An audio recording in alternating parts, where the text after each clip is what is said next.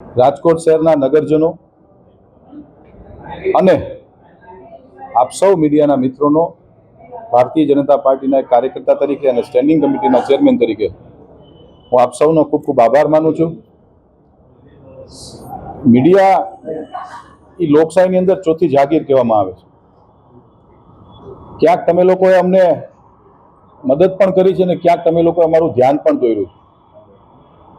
ઘણી બધી વસ્તુ, રાજકોટ આવડું મોટું સિટી છે, ભૌગોલિક દ્રષ્ટિએ 18 વોર્ડ છે, અલગ અલગ એક છેડાથી બીજા છેડે જતા 15 થી 17 કિલોમીટરના એરિયાની અંદર આ જોડાયેલું રાજકોટ સિટી.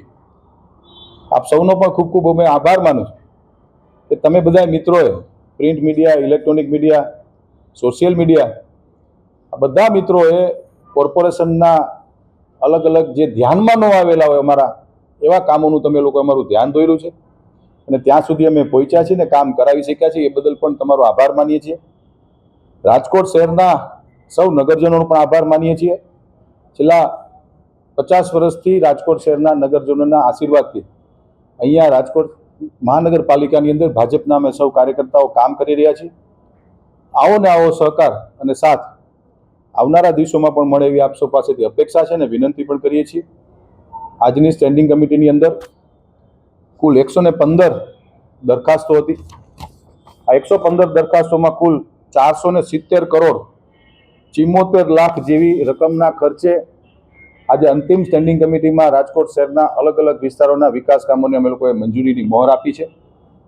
470 કરોડ એટલે સાથીઓ 4 અબજ અને 70 કરોડના ખર્ચે રાજકોટ મહાનગરપાલિકાએ આજે અંતિમ સ્ટેન્ડિંગ કમિટી મંજૂર કરી છે. તે બદલ અમને ખૂબ ખૂબ રાજીપો પણ છે અને આવનારા દિવસોમાં આ તમામ કામો રાજકોટ શહેરની અંદર કામ ચાલવાના છે, કામ ચાલુ થવાના છે. એ બદલ પણ અમને ખૂબ ખૂબ રાજીપો છે અને આપ સૌનો અમે આભાર માનીએ છીએ. કુલ આજની સ્ટેન્ડિંગ કમિટીમાં 115 દરખાસ્ત હતી. એમાંથી ક્રમ નંબર 3 પેન્ડિંગ, ક્રમ નંબર 5 રીટેન્ડર, ક્રમ નંબર 34 નામંજૂર, ક્રમ નંબર 54 રીટેન્ડર, ક્રમ નંબર 74-75 રીટેન્ડર, 76 નામંજૂર, 86 અને 90, ક્રમ નંબર 86 અને 90 રીટેન્ડર.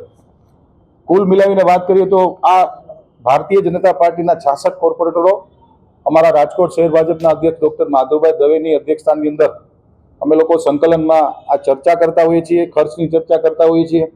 ક્યાંક અમને ધ્યાનમાં પણ આવતું હોય છે કે ભાઈ ખર્ચ વધુ થઈ રહ્યો છે, ક્યાંક વધુ ખર્ચો થતો હોય, ક્યાંક દરખાસ્ત અયોગ્ય લાગતી હોય તો આ પ્રક્રિયાઓ છે કે જે અમે રીટેન્ડરમાં લેતા હોય, નામંજૂર કરતા હોય, કોર્પોરેશનને કારણ વગરનું ખર્ચ ઉપર ભારણ ન પડે.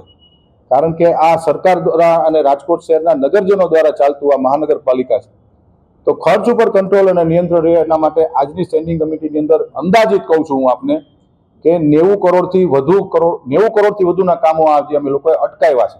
કે ક્યાંક અમને વધુ પૈસા લાગ્યા છે, ક્યાંક અમે રીટેન્ડર કરાવી નાખ્યું, ક્યાંક અમે નામંજૂર કરી છે કે આ દરખાસ્તની કોઈ જરૂરત નથી. રાજકોટ શહેરની સંપૂર્ણપણે પારદર્શકતાથી ડોક્ટર માધવ દવે અમારા શહેર ભાજપના અધ્યક્ષની અધ્યક્ષતાની અંદર ખુલ્લા મને ચર્ચા થાય છે. 1 કલાક સુધી અમારી પરંપરા મુજબ સ્ટેન્ડિંગ કમિટીમાં સંકલન બેઠક થાય છે. ત્યારબાદ અધિકારીની બેઠકની અંદર આજે 470 કરોડના કામોની આજે અમે લોકોએ સૌએ મંજૂરીની મહોર આપી છે. ફરી વખત કહું છું કે રાજકોટ શહેરના સૌ નગરજનોનો ખૂબ ખૂબ આભાર માનું છું. ઇલેક્ટ્રોનિક મીડિયા, પ્રિન્ટ મીડિયા અને સોશિયલ મીડિયાના મિત્રોનો પણ ખૂબ ખૂબ આભાર. સૌનો આભાર. જય માતાજી, જય દ્વારકાધીશ, જય સોમનાથ.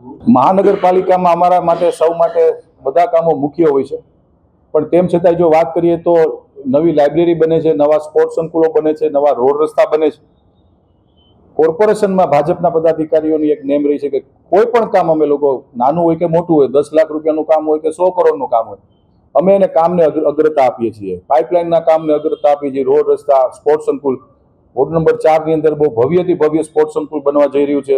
નવી લાઇબ્રેરી બને છે, નવા રોડ રસ્તા બને. તમામ કામો અમે સર્વાંગી વિકાસ 18 વોર્ડમાં થાય એના માટેના પ્રયત્નો કર્યા છે અને ભવિષ્યમાં પણ કરતા આવશું. સૌનો આભાર. સાંજ સમાચાર ફેસબુક પેજને લાઇક કરો, વિડીયો શેર કરો અને વધુ વિગતવાર સમાચાર માટે sanssamachar.net વિઝિટ કરો.